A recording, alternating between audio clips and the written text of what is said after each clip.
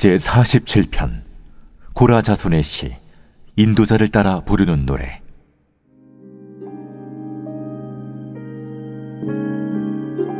너희 만민들아, 손바닥을 치고 즐거운 소리로 하나님께 외칠지어다. 지존하신 여호와는 두려우시고 온 땅의 큰 왕이 되심이로다. 여호와께서 만민을 우리에게, 나라들을 우리 발 아래에 복종하게 하시며 우리를 위하여 기업을 택하시나니 곧 사랑하신 야곱의 영화로다.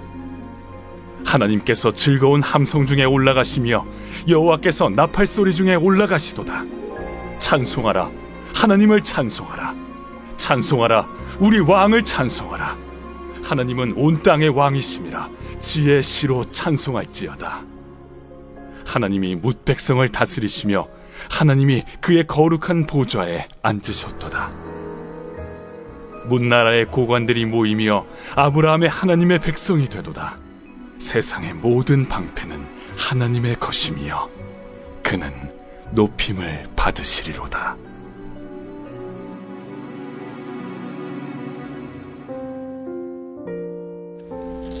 한글을 처음 배울 때 기역, 니은, 디귿을 배웁니다. 영어를 배울 때에는 A, B, C, D를 배우죠. 노래를 배울 때에는 무엇을 먼저 배울까요? 도, 레, 미를 배웁니다. 사운드 오브 뮤직에 나오는 도레미송을 모르시는 분들은 거의 없을 겁니다. 노래가 이렇게 되지요. 도는 하얀 도화지, 레는 둥근 레코드. 이 노래가 굉장히 유명합니다. 하지만 도레미파 솔라시도는 먼저 만들어질 때 의미가 있었습니다. 도는 하나님을 의미합니다. 레는 하나님의 음성을 의미합니다. 미는 미라클, 기적을 의미하고요. 파는 패밀리, 가족을 의미합니다. 솔은 솔브, 사랑, 해결책을 의미하고요. 라는 사도를 의미합니다. 시는 거룩함을 의미하죠. 그리고 다시 도는 처음과 나중 되시는 하나님을 의미합니다. 그래서 화음 도미솔은 하나님의 기적 같은 사랑을 뜻한다라고 말합니다. 이것을 게이름이라고 합니다. 현대 음악은 7개의 음계로 이루어져 있습니다. 도레미파 솔라시, 이 7가지의 음이 선율을 만들어서 우리에게 아름다운 곡을 들려줍니다. 도레미파 솔라시, 게이름이 어떻게 만들어졌을까요? 10세기 후반 이탈리아 수도사였던 아레초의 기도에 의해서 만들어졌습니다. 당시에는 체계적인 악보와 계명창이 없었기에 수도사들에게 곡을 가르치기 어려웠습니다. 그러다 보니 새로운 기준이 필요했죠. 성요한 찬가라는 찬가를 기준으로 그 안에 사용된 라틴어 음절과 음계를 기준으로 만들었다는 것입니다. 수도원에서 수도사에게 노래를 가르치기 위해서 만들었다는 것입니다. 하나님을 찬양하기 위해서 게이름이 만들어진 것입니다. 아레초의 기도는 하나님을 찬양하기 위해서 게이름을 만들었습니다. 하나님은 우리를 왜 만드셨을까요? 이사야 43장 21절에 이 백성은 내가 나를 위하여 지었나니 나를 찬송하게 하려 함이니라 라고 말씀하십니다. 우리가 오늘 읽은 시편의 말씀은 하나님을 찬양하라고 말씀하고 있습니다. 우리를 다스리시고 온 세상을 통치하시는 하나님을 찬양하는 것이 지음받은 백성의 마땅한 도리라는 것이죠. 오늘 본문의 배경이라고 볼 수 있는 사건이 바로 오벳 에돔의 집에 있던 법궤가 다시 다윗성으로 들어오던 사건입니다. 다윗은 우리가 다 알고 있는 것처럼 법궤가 들어오는 것을 보며 힘을 다하여 춤을 추고 소리를 높이며 하나님을 찬양했습니다. 얼마나 그 기쁨과 감격이 컸는지 옷이 벗겨지는 것도 몰랐다는 것이죠. 다윗은 뭐가 그렇게 좋았을까요? 한번 생각을 해봅시다. 다윗은 일개 목동이었습니다. 어린 나이였어요. 그런 자신을 하나님이 이스라엘의 왕이 되게 하셨습니다. 물론 수많은 위기가 있었지만 그때마다 하나님이 지켜주셨습니다. 그리고 이스라엘 역사상 가장 강하고 위대한 다윗을 만들어 주신 겁니다. 이런 하나님의 은혜를 생각할 때 그 마음에 감격과 기쁨이 넘칠 수밖에 없었습니다. 억누를 수 없는 기쁨의 감정이 폭발하듯이 솟아났던 것입니다. 반면 그것을 지켜보던 미갈은 어떻습니까? 그런 다윗을 멸시합니다. 왕으로서 품격이 없다는 겁니다. 경건치 못하다는 겁니다. 이해할 수가 없다는 겁니다. 왜냐하면 은혜를 모르기 때문입니다.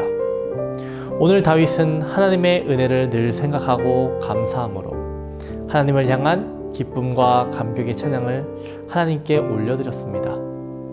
우리에게 이러한 찬양이 날마다 가득하기를 소망합니다. 오늘 본문은 이렇게 시작하고 있습니다. 만민들은 손바닥을 치고 즐거운 소리를 외치며 하나님을 찬양하라. 우리가 보통 어떨 때 박수를 치고 큰 소리로 환호성을 지릅니까? 뭔가 마음에 감격이 있고 기쁨이 있을 때 아닙니까? 가장 대표적인 예를 들면 2002년 한일 월드컵 때 온 국민이 거리로 나와서 한 마음이 되어서 박수를 치고 노래를 부르고 환호성을 질렀습니다. 저도 국민의 한 사람으로서 우리나라가 16강, 8강, 4강의 경기를 치르는 것을 보면서 대한민국을 외치며 박수치고 응원을 했던 기억이 납니다. 그때는 밥을 안 먹어도 배부를 정도로 온 나라가 기쁨과 환희로 가득 찼었습니다. 그런데 오늘 본문을 보면 우리 하나님을 믿는 성도들에게도 이와 동일하거나 그 이상의 기쁨과 감격이 있어야 한다는 것입니다. 여러분은 어떠십니까? 하나님을 생각하면 밥을 안 먹어도 배가 고프고 마음속에 기쁨과 감격이 넘쳐나십니까? 물론 우리가 365일 24시간을 그런 감격 속에서 살아갈 수 있다면 좋겠지만 신앙생활이라는 것이 늘 기쁨과 감격만 있는 것은 아닙니다. 때로는 우리에게 어려움의 시간도 있고요. 광야와 같은 시간도 있습니다. 세상의 어려움으로 인해서 넘어지기도 하고요. 그럴 때 우리는 어떻게 해야 할까요? 그리스 신화에는 바다에서 선원들을 유혹하는 세이렌이라는 전설의 동물이 나옵니다. 얼굴은 아름다운 여자이지만 몸은 독수리인 세이렌은 폭풍우가 치는 바다에서 감미로운 노래를 불러 선원들을 유혹해 바다에 빠져 죽게 만듭니다. 세이렌이 항상 출몰하는 섬을 지날 때 선원들은 귀도 막아보고 의지로 이겨내려고 힘도 내봤지만 버틸 수 있던 사람은 한 명도 없었습니다. 그러나 유일하게 음악가인 오르페우스가 탄 배의 선원들은 유혹에 넘어가지 않고 무사히 해협을 건넜습니다. 타고난 성량이 좋았던 오르페우스는 세이렌의 노래가 들리자 곧 배전으로 나왔습니다. 그리고 있는 힘을 다해 목청을 높여 노래를 불렀습니다. 오르페우스의 우렁찬 성량이 세이렌의 유혹의 소리를 뒤덮었고 그 결과 배에 탄 선원들까지 무사히 해협을 건널 수 있게 된 것이죠. 우리들은 힘들 때 말씀을 읽으려고 하고 기도하려고 애씁니다. 하지만 말씀이 읽혀지지 않을 때가 있습니다. 기도가 되지 않을 때가 있습니다. 그럴 때 우리는 무엇을 할 수 있을까요? 찬송을 부르는 것입니다. 찬송을 듣는 것입니다. 찬송은 그리고 찬양은 곡조가 있는 기도라고 하지 않습니까? 찬양을 통해서 이겨내는 것입니다. 우리의 목소리를 높여 주님을 찬양합시다. 우리가 부르는 찬송가를 보면 대부분 작사, 작곡한 사람들이 외국인입니다. 그런데 주는 나를 기르시는 목자요 라는 찬송가 570장은 한국인 부부가 만들었습니다. 이 찬송가가 만들어지게 된 아주 특별한 사연들이 있습니다. 남편 장수철 박사는 미국에서 유학하던 시절 주는 나를 기르시는 목자라는 곡을 만들었고 부인 최봉춘 여사가 시편 23편을 기초로 하여 가사를 붙였습니다. 시편은 원래 노래입니다. 그렇기에 여기에 선율만 넣어주면 아주 훌륭한 찬양이 됩니다. 이들 부부에게 시편 23편은 항상 특별한 의미를 주었다라고 합니다.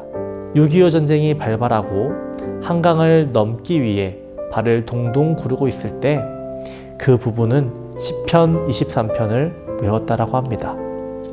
여호와는 나의 목자시니 내게 부족함이 없으리로다. 이것을 입에서 읊조렸다고 합니다. 그때 갑자기 작은 조각배가 나타나 한강을 건널 수 있던 기적과 같은 일이 있었더라고 해요. 그리고 이 곡이 작곡되기 1년 전인 1955년 장수철 박사가 미국 유학 중일 때 한국에 남아 있었던 장녀 장혜경이 12살의 나이로 천국에 먼저 갔을 때에도 아내 최봉춘 여사의 마지막 편지에 시편 23편의 마지막 부분이 적혀 있었다라고 합니다. 내 평생의 선하심과 인자하심이 반드시 나를 따르리니. 이 부분은 시편 23편으로 어려움을, 위기를 극복해냈던 것입니다. 우리의 삶에 기쁨과 행복이 가득한 날만 있을 수는 없습니다. 어려울 때에도 찬양으로 위로받고 주님께 힘을 공급받는 저와 여러분 되기를 간절히 축원합니다. 기도하겠습니다. 우리를 선한 길로 인도하시는 하나님 아버지, 우리의 삶에 찬양이 가득하게 하여 주시옵소서. 하나님께 영광을 돌리게 하여 주시옵시고 하나님을 바라보게 하여 주시옵시고 주님께서 주시는 기쁨으로 우리들 기쁘게 살아갈 수 있도록 주님 도와주시옵소서. 때로는 우리의 삶에 어려움이 찾아올지라도 주님께 찬양할 때에 주님으로부터 위로받게 하여 주시옵시고 힘을 공급받게 하여 주시옵소서. 그래서 모든 어려움들 이겨낼 수 있는 믿음을 허락하여 주시옵소서. 코로나가 또 확산되고 있습니다. 하나님, 코로나에 걸리지 않도록 주님의 성도들을 보호하여 주시옵시고 주님의 교회를 지켜주시옵시고 성도들의 가정이 어려움 겪는 것들 하나님 극복할 수 있도록 주님 도와주시옵소서. 막혔던 것들 뚫려지게 하여 주시옵시고 하나님께서 함께하여 주셔서 모든 것들이 순조롭게 진행될 수 있도록 주님 도와주시옵소서. 아픈 이들을 위해서 기도합니다. 암으로, 공황장애로, 불면증으로 고생하는 모든 성도들 주님의 보혈로 덮어 주시옵시고 보혈의 오른손으로 주님 안수하여 주셔서 모든 질병이 떠나갈 수 있도록 주님 도와주시옵소서. 오늘 하루도 하나님께 영광 돌리는 삶 살아갈 수 있도록 우리에게 힘과 능력 더하여 주시옵소서. 감사드리며 예수님의 이름으로 기도합니다. 아멘.